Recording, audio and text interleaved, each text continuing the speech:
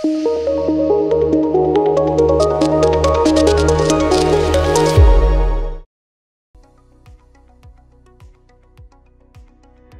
viewers, Namaste.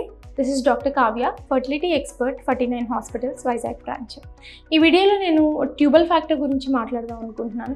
Generally pregnancy రావడం లేదు అన్నప్పుడు ఏంటంటే బేసిక్గా అన్ని టెస్టులు, స్కాన్స్ అండ్ సెమినల్ అనాలిసిస్ చేయించుకుంటాం. నెక్స్ట్ ట్యూబల్ ఫ్యాక్టర్ అనేది కూడా ఇంపార్టెంట్ అనమాట. ట్యూబల్ ఫ్యాక్టర్ని రెండు పక్కల ట్యూబ్స్ బాగున్నాయా లేదా, ఓపెన్ ఉన్నాయా లేదా చూసుకుంటాం. సో ఈ పర్టికులర్గా ట్యూబ్స్ బాగున్నాయా లేదా చూసుకునే దానికి డిఫరెంట్ టెక్నిక్స్ అనేవి నవడేస్ వచ్చాయన్నమాట. కొంతమందికి బేసిక్గా మనం ఓపీఈడి ప్రొసీజర్లో చేసేది ఏంటి అంటే హెచ్ఎస్జి ప్రొసీజర్ అంటారు. హెచ్ఎస్జి అంటే ఒక హైడ్రోసాల్పింగోగ్రఫీ అంటారు. దీనికి ఏంటంటే ఒక కాంట్రాస్ట్ డ్రైన్ పాస్ చేసుకుని ఎక్స్రే డిఫరెంట్గా తీస్తారన్నమాట. ఒక 2-3 ఎక్స్రేస్ చూసిన తర్వాత ట్యూబుల్లో నుంచి డైప్ అవుతుందా లేదా చూసుకుంటారు. దీన్ని హిస్టోసాల్పింగోగ్రఫీ అంటారు. సెకండ్ ఏంటి అంటే సెలైన్ సాల్పింగోగ్రఫీ, అంటే కొంచెం సెలైన్ వేసుకుని గర్భసంచిలోకి ట్యూబ్ని అల్ట్రాసౌండ్ చూడటం అనేది జరుగుతుంది అనమాట. జనరల్లీ ఏంటి అంటే ట్యూబ్స్ అనేవి అల్ట్రాసౌండ్లో ఐడెంటిఫై చేయడం కష్టం. అన్లెస్ ఈ ట్యూబ్స్కి ఏమైనా పెథాలజీ ఉంటే తప్ప we won't be able to identify అనమాట. ఓకే, సెకండ్ ఫ్యాక్టర్ అంటే ఇంకేమైనా టెస్ట్ ఉన్నాయా ఈ రెండు కాకుండా అంటే ప్రెజెంట్లీ ఏంటంటే ఫోమ్ టెస్ట్ అని కూడా వచ్చిందనమాట. దీంట్లో ఏంటి అంటే it's a kind of HSG only, కానీ ఒక ఫోమ్ లాంటి కాంట్రాస్ట్ని లోపలికి పంపించుకుని దీన్ని 3D విజన్లో డిఫరెంట్ టైప్స్గా చూసుకుని ట్యూబ్ బాగుందా లేదా చూసుకుంటాం అనమాట. సో ఈ 3 అనేది నాన్ ఇన్వేసివ్ ప్రొసీజర్స్గా చేసుకుంటాము.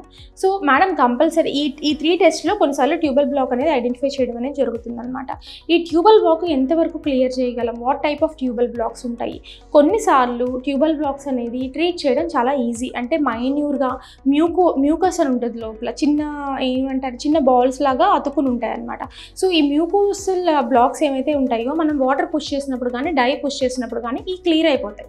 సో క్లియర్ అయినప్పుడు ఏంటి అంటే ఆ నెక్స్ట్ మంత్ కానీ పేషెంట్ కన్సీవ్ అయిపోతారు. కానీ మనం ఈ టెస్ట్ చేసుకున్నప్పుడు ట్యూబల్ బ్లాక్ అనేది ఐడెంటిఫై అనేది అవుతుంది అనమాట. అంటే పెద్ద బ్లాక్స్ ఏమన్నా ఉంటే వాళ్ళకి క్లియర్ అవ్వదు, అంటే రకరకాల కారణాలు ఉంటాయి. వాళ్ళకి ఏమైనా టీబీ ఉండడం కానీ హిస్టరీ లేదు, అంటే వాళ్ళకి ట్యూబల్ ఇన్ఫెక్షన్ అంటే పెల్విక్ ఇన్ఫ్లమేటరీ డిసీజ్ మూలంగా ట్యూబ్స్ బ్లాక్ అవ్వడం కానీ, ప్రీవియస్గా ఏమైనా ఆపరేషన్స్ చేయించుకుని బ్లాక్ అవ్వడం కానీ అనేది జరుగుతూ ఉంటుంది అనమాట. ఈ పర్టికులర్ ఫ్యాక్టర్స్ని మనం దేని మూలంగా ట్యూబ్ బ్లాక్ అని ఐడెంటిఫై చేసుకోగలిగితే ఎంతవరకు మనం ట్యూబల్ ఫ్యాక్టర్స్ని ఇంప్రూవ్ చేసుకోగలం అని చెప్పి తెలుస్తుంది అనమాట.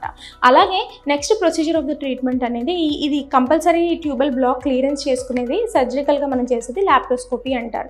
ఈ లాప్రోస్కోపీ అనేది అండర్ అనెస్థీషియా చేస్తామండి. మత్తిచ్చి పేషెంట్ని జనరల్ అనెస్థీషియా చేయడం అనేది జరుగుతుంది.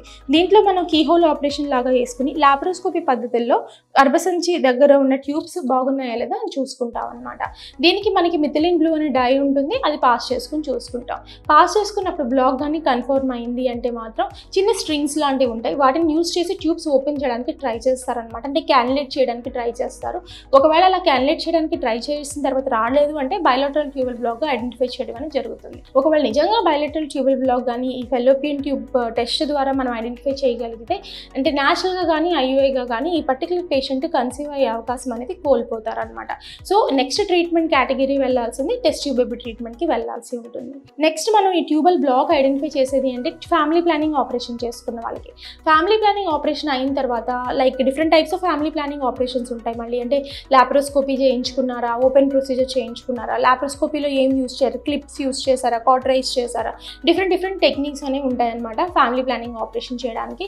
ఈ పర్టికులర్ ఫ్యామిలీ ప్లానింగ్ ఆపరేషన్ చేసిన పద్ధతిని బట్టి ఎంతవరకు పేషెంట్స్కి నార్మల్గా మనం మళ్ళీ రీకానలైజేషన్ చేసి సక్సెస్ అయిద్దా అని చెప్పి ఐడెంటిఫై చేయడం అనేది జరుగుతుంది అనమాట. ఓకే, సెకండ్ ఫ్యాక్టర్ వచ్చేసి ఈ ట్యూబల్ రీకానలైజేషన్ అనేది కొంచెం అంటే చిన్న ప్రొసీజరే కానీ సక్సెస్ రేట్ ఆఫ్ రీకానలైజేషన్ అనేది చేసేదాన్ని బట్టి అంటే ప్రీవియస్గా అయిన హిస్టరీ ఆఫ్ క్యానలైజేషన్ ట్యూబెక్టమీని బట్టి ట్రీట్మెంట్ సక్సెస్ రేట్ అనేది మారిపోయే అవకాశం అనేది ఉంటుందన్నమాట.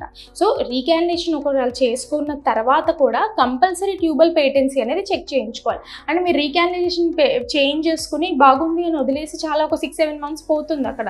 కానీ రీకానలైజేషన్ అయిన తర్వాత మనం మళ్ళీ ఒక 2 మంత్స్ తర్వాత టెస్ట్ చేసుకున్నట్లయితే ట్యూబ్ కానీ బ్లాక్ లేకుండా ఓపెన్ అయింది అంటే మళ్ళీ న్యాచురల్గా ట్రై చేసుకోవచ్చు.